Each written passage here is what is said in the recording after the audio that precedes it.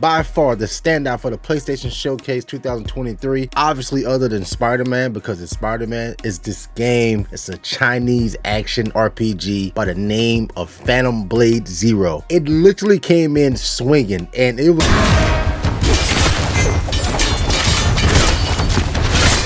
one of the most diverse combat systems display I believe I have seen, other than watching like movies, but I couldn't quite put my finger on it. It's been living rent-free in my head ever since I watched the trailer. I've watched it like 3 or 4 times. I watched some reactions to it. My reaction to it, because we was live, in case you missed that. But like this gameplay, the combat looks so weird, but I like it. Like I don't know. It's like, you're so used to seeing the Souls-like gameplay and like the Souls-like combat that a lot of these games are incorporating nowadays. So I had to dive deeper. I want to find out who the hell is S-Game. This is the developer behind Phantom Blade. So of course I became MJ and I found some information for y'all. So if you can, before we get started, please drop a like on the video. Is going to help out the algorithm, and I would like to know in the comment section, what was your initial reactions, your initial thoughts when you first saw the trailer, because it definitely was a standout of the PlayStation Showcase, even though a lot of people are upset. Let's get into it. So the founder and CEO of S-Game, Soulframe Liang, it all started with an indie game that I made myself with an RPG maker back in 2010. It was named Rainblood, Town of Death. The process of making it was an escape from the difficulties and frustrations life threw at me when I was studying architecture, first in Beijing and then New Haven. Then I returned to China and founded S-Game to make more games. Rainblood grew into a whole franchise and it picked up a new name, Phantom Blade. Most of these games were for smartphones and never released outside of China. Still, we've managed to build a fan base for over 20 million. So I did my research and I went back all the way back to the beginning, and I found his first game, Rainblood Chronicles Mirage. It's like 2010, 2011, like typical like mobile game. Before a mobile game, especially back then, it actually looks pretty good. Check it out real quick.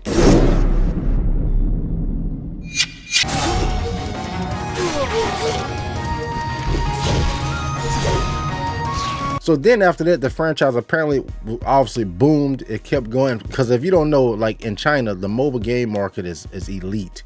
So especially this type of game that's kind of looks, that has that anime manga a style to it, side scroller, roguelike combat, I can definitely tell why it popped. So that kept growing until now they actually have another game that's in the oven as well too, which will be on mobile if I'm not mistaken, but it will also be coming to PC. It's already on Steam right now where you can wish list. I believe it's been delayed a few times, but the name of that game is also called Phantom Blade Executioners, and that trailer is fire. You can definitely see the comparisons of Phantom Blade Executioners and Phantom Blade Zero that's to come. Check out the trailer real quick.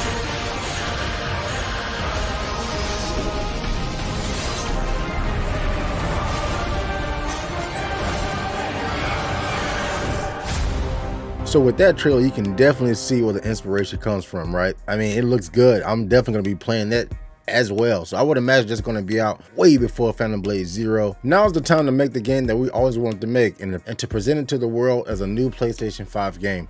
Allowed me to introduce Phantom Blade Zero, the spiritual rebirth of the original Rainblood. It's a massively larger and richer changing engine from RPG Maker to Unreal Engine 5, but has never changed in its core. So imagine you have this idea for a game that you're making to a mobile game, then years later you have the ability and the technology and the finances to make it to a 3D reality RPG game. I mean, they gotta be through the moon about what they're working on right now. That's crazy. It gets me so excited. Kung Fu Punk Phantom World. The universe that the game is set in is a universe where many kinds of power converge. You'll find Chinese kung fu, intricate machines reminiscent of steampunk, arts of the occult, and intriguing stuff that doesn't quite fit into any of these categories. And also, as I read, if you don't see gameplay, I'm going to be putting images on the screen that you may have seen, may have not seen of the game. And Phantom Blade Zero, you're a soul, an elite assassin serving as an elusive but powerful organization simply known as the Order. He was framed for the murder of the Order's patriarch and gravely injured in the manhunt that ensued. A mystic healer managed to save him from death, but makeshift cure only lasts for 66 days.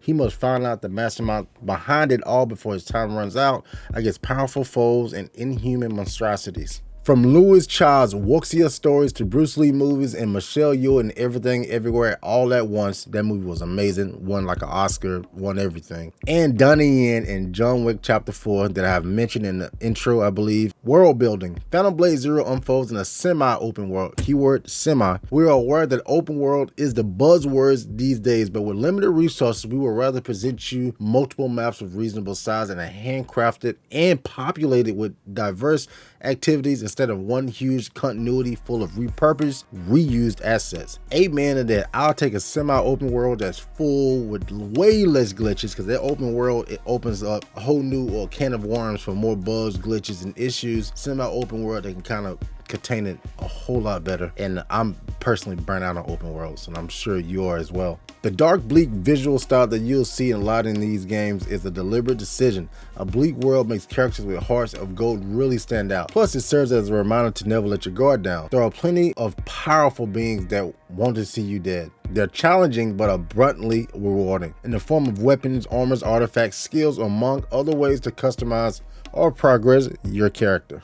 Authentic kung fu moves. Now we get into the combat. We are huge fans of the hack and slash genre. Stellar titles like Devil May Cry or Ninja Gaiden are insanely exhilarating with their huge arsenal of moves and lightning fast pace. However, they're not for everyone. Trust me, this game gonna bust your ass. Definitely gonna bust my ass, 100%, but it looks fun. What's more popular today is the strategic action games such as Souls-like and Monster Hunter. They choose to slow things down a notch or two, giving players more time for strategic thinking. But that approach doesn't convey the kind of action feats we have in mind, namely the sleek, breathtaking moves and kung fu movies back in the 1990s. Ooh-wee, to all my youngins. If you don't know what that is, check out some of this kung fu fighting in the 1990s.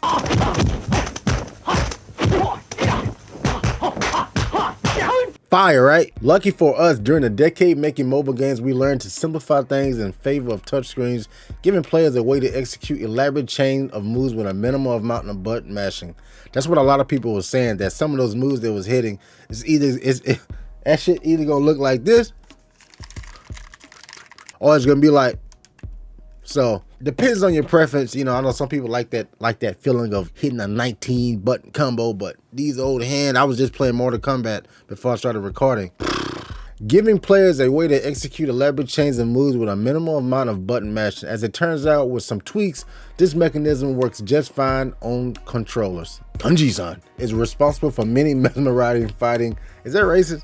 I'm sorry, I mean, that sounds about right. Kanji-san is responsible for many mesmerizing fighting scenes in classic kung fu movies. In fact, many of our ideas are inspired by his early works. In Phantom Blade Zero, his role is to demonstrate each design move, which is then captured with a camera matrix for the reference of our animated artists. You're reading it right. Combat moves in Phantom Blade Zero have to be made with handcrafted animation because motion capture can't do it justice. That is fucking sick. So bro and that bitch going crazy in the studio, son. This is as much as we can disclose at this stage as we work vigorously on the new PlayStation 5 game. There will be more news down the road. Oh my God, bro. Hey, this is the one, boys. Hey, this is the one. Listen, talk to me down in the comments below.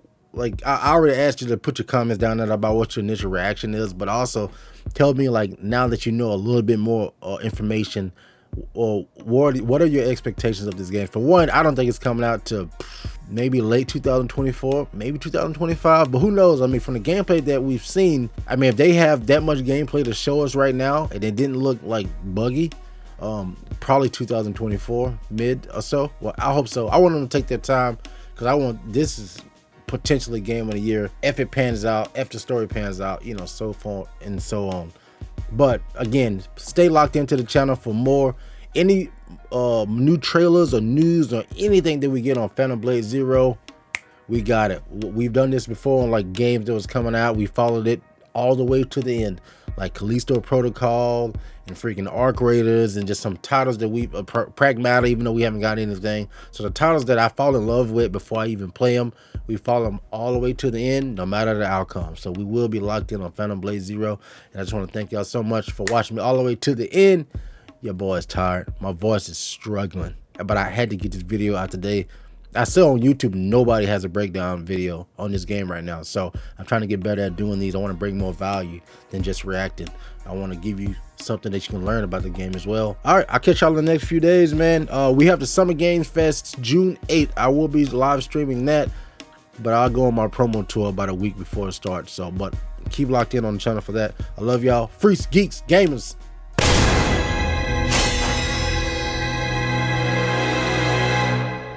What's your plan? Knowing you have only 66 days to live.